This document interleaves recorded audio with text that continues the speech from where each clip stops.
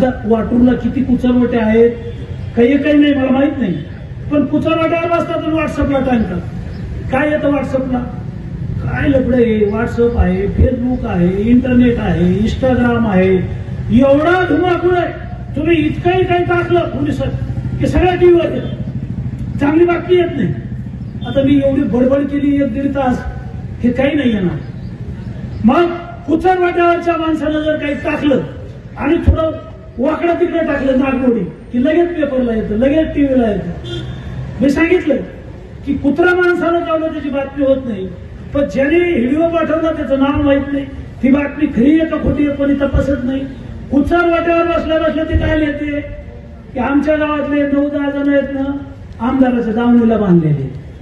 अरे आमदाराच्या दावणीला बांधलेले, तुमच्या गावात वॉटर ग्रीडचं पाणी आणलं, तुमच्या गावात पाण्याची टाकी आणली, तुमच्या गावात सिमेंट रोड आणला, तुमच्या गावात 4-5 सभामंडप आणले, तुमच्या गावात लाडक्या बहिणीच्या पगारा चालू केल्या, तुमच्या गावात संजय निराधारच्या पगारा चालू केल्या, तुमच्या गावात श्रावणबाळ योजनेच्या पगारा चालू केल्या, तुमच्या गावामध्ये जे काही ज्येष्ठ नागरिक आहेत हे पटक्यावाले मामा आहेत. आता इथं कलेक्टरला पेन्शन होतं, तहसीलदारला पेन्शन होतं, आमदाराला पेन्शन होतं, कलेक्टरला पेन्शन होतं, मंत्र्याला पेन्शन होतं, मुख्यमंत्र्याला पेन्शन होतं, सगळ्याला पेन्शन होतं, शेतकऱ्याला नव्हतं.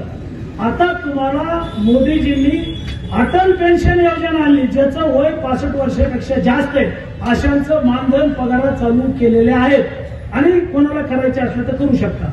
पण कुचरवाट्यावरचा काय टाकतो की हे 9-10 लोक भाजपच्या आमदाराच्या दावणीला बांधलेले. मग तालुक्यावर काय लिहितात की हे लोक देवेंद्र फडणवीसांचे अंधभक्त आहेत, हे नरेंद्र मोदीजींचे अंधभक्त आहेत. कोण लिहितं?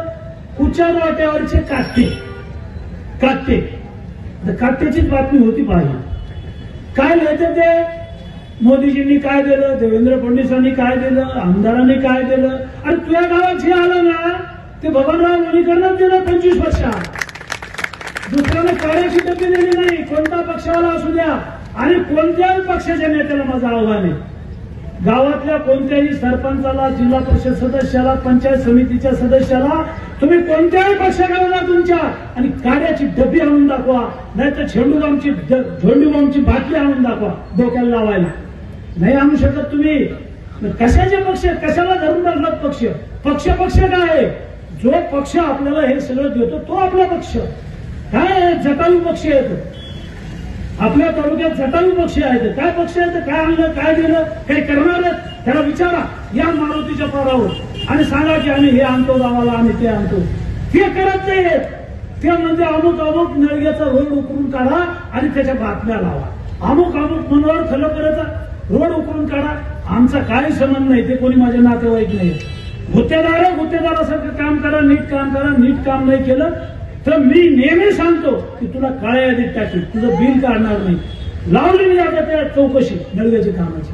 ऐकत नाही येत. मी म्हणजे एवढं कटाव नको ना बाबा, हे पोरांना सांभाळ.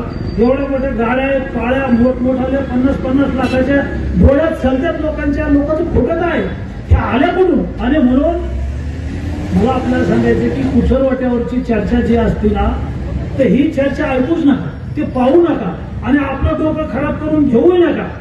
अरे ते कुचरवाट्यावर बसलेले ते 5-6 काटे 10 काटे असतात. त्याच्या माईचा पगार बबनराव लोणीकरनं केला, त्याच्या बापाचं पेन्शन बबनराव लोणीकरनं केलं.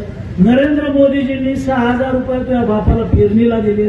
तुझ्या माईच्या, तुझ्या बहिणीच्या, तुझ्या बायकोच्या नावावर लाडक्या बहिणीचे पैसे आले. तुझ्या अंगावरचे कपडे आमच्या सरकारचे, तुझ्या पायातलं बूट चप्पल आमच्यामुळं आहे, तुझ्या हातातलं ते डबडं मोबाईलचं आमच्यामुळं आहे. अरे आमचंच घेतो ना, आमच्याच टांगड्यावर करतो, आम्हालाच बोलतो, चुकीचं लिहितो. अरे म्हणून राजकारणातले लोक काय टीका करतात मला त्याच्याशी काही घेणं देणं.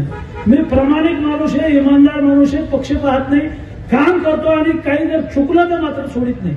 शेवटी राग येतो माणसाला. पहा बरं तुमच्या आमदाराच्या काळात असं काही होतंय? त्या घनसावंगी विधानसभामध्ये साहेबांना माझी विनंती आहे, तेही एक शेतकऱ्याचा मुलगा म्हणून आहेत. शेतकऱ्यांच्या मुलाविषयी, शेतकऱ्याविषयी असं वक्तव्य करताना त्यांना लाज कशी वाटत नाही हा माझा प्रश्न आहे. कारण जर असं म्हणलं जातंय त्यांनी काय मग त्यांचं बघितलं बऱ्यापैकी टीव्हीला पण काल रात्री कुठंतरी होते की बबनराव लोणीकर म्हणतात की आमच्या पैशाच्या जीवावर तुझा बाप जिवंत आहे, तुझ्या मुलाला तो ही जी कार्टे बसून बोलताय ती त्यांची कसं असं एवढं जेवढं असं बेताव वक्तव्य करायचं काम जे करतात यांना एक तर सत्तेचा माज आहे किंवा यांना सत्तेची मस्ती आहे. यांची मस्ती जिरवायला लोकांना वेळ लागणार नाही, लोक याचा हिशोब नक्की करतील. यांना जी आता सत्ता आली परत निवडून आल्यामुळे त्यांना तो समाज आहे आणि सत्तेत बसलेलं यांचं सरकार असल्यामुळे यांनाही एवढा जी चढलेला माज उतरवायला लोक कमी करणार नाही. अपेक्षा आपण करणं स्वाभाविक आहे. आपण काय करू शकतो, यांच्याकडून अपेक्षाच करू शकतो यांनी असं केलं पाहिजे, पण हे असं करणार का? हे यांचं काहीच करत नाही. ह्यांनीच बोलायला लावायचं, ह्यांनीच काय काय बोलतील काय काय नाही. काही लोक पाळलेलेच आहे तसं हे बोलतात. मुख्यमंत्री महोदय याच्यावर काही कारवाई करणार नाहीत, मुख्यमंत्र्यांना याची सहमती आहे का हे कळणार नाही.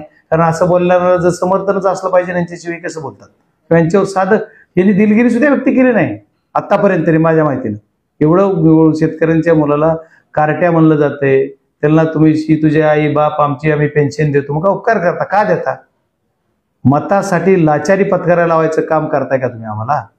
आमच्या शेतकऱ्यांच्या मुलाविषयी शेतकऱ्याविषयी का तुम्ही आम्हाला लाचार समजता देताय? तुम्ही त्यांचा अधिकार आहे. या भारत देशामधील जेवढे काही पेन्शनदार शेतकरी आहेत ते अन्नदाता आहे. सर्व शेतकऱ्यांच्या जीवावर ही भारत देशात एवढं अन्न उत्पादन होत आहे आणि ते आपण एक्सपोर्टला सुद्धा जातो ते शेतकऱ्यांच्या जीवावर. अशा या मायबाप शेतकऱ्यांना जर हे असे वक्तव्य करत असतील तर यांचं बेताब वक्तव्य म्हणजे पूर्ण नाही. मला बबनराव लोणीकरांविषयी बोलायचं म्हणजे भारतीय जनता पार्टीचे बरेच नेते असे बेताब वक्तव्य करतात. या वक्तव्याला कुठेही लगाम नाही. यांच्यासारख्या या सर्व माणसांना जीभ लोकांनी धरून हसळली पाहिजे. यांची जीभ झडणं त्यांचं झडणं जीभच हसळली पाहिजे की यांनी असं बोलूच कसं शकतात. की मायबाप शेतकरी हे आपला सर्व जगाचा पोशिंदा पण शेतकऱ्याकडे बघतो. आपला भारत देश कृषी प्रधान देश आहे. या देशामध्ये आपण शेतकऱ्यांना एक देवाच्या भूमिकेत बघतो, अन्नदाता म्हणून बघतो. अशा अन्नदात्याच्या मुलाविषयी असं बोलणं, अशा त्या शेतकऱ्यांना विषयी तुझे म्हणजे कार्टे म्हणणं, तुझे आई बाप म्हणणं, असं वक्तव्य करणं याच्यासाठी यांची जीभ झडायला पाहिजे ना. यांची जीभ लोकांनी हसडून काढली.